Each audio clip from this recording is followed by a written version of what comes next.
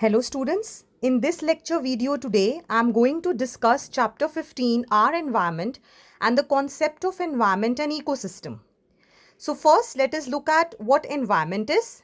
It includes all our surroundings, which is inclusive of biotic, which is living components, and abiotic, means the non-living components. Ecosystem is actually the interaction between these two components.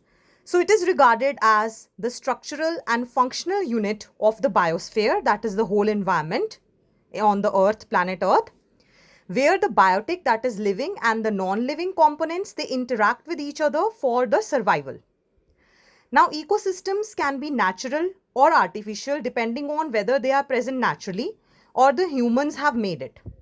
So natural ecosystems are forest, desert, pond. Artificial ecosystems are crop field, garden and aquariums. Now in our environment, there are two types of substances. One is biodegradable, another is non-biodegradable. Biodegradable means they can be degraded naturally. Non-biodegradable means they cannot be degraded naturally. So obviously the biodegradable ones can be recycled, but non-biodegradable are very difficult to recycle.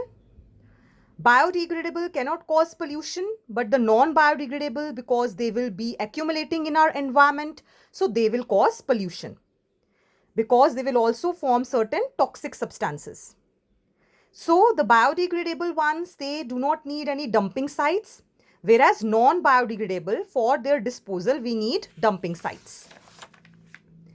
Next, coming to biotic component, the living component of our environment. Producers, they produce food like plants.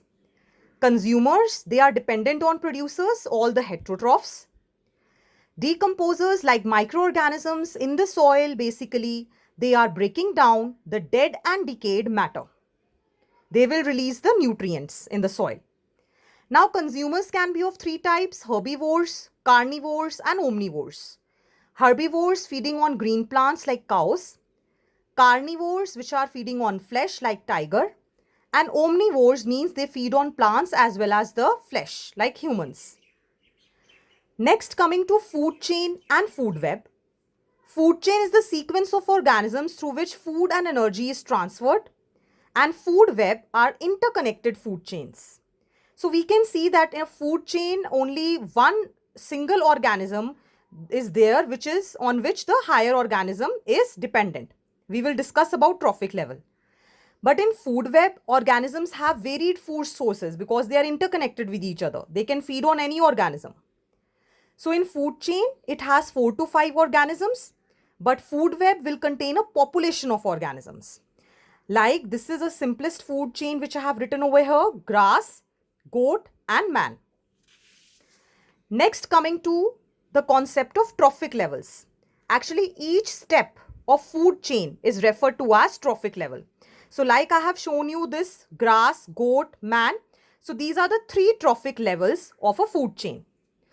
So like a pyramid, it can be shown over here: producers, primary consumers, secondary consumers and tertiary consumers. So this is the first trophic level, second trophic level, third trophic level and fourth trophic level.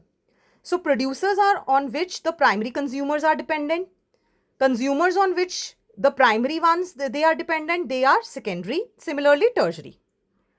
Let us look at 1% law. The green plants, they consume only 1% of the total solar energy to prepare the food. 10% law.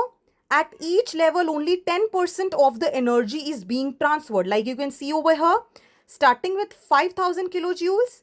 Next level, only 10% will be transferred because rest is wasted in the form of heat or used in the respiration. So 550. So 10% law, it suggests that only 10% energy is transferred.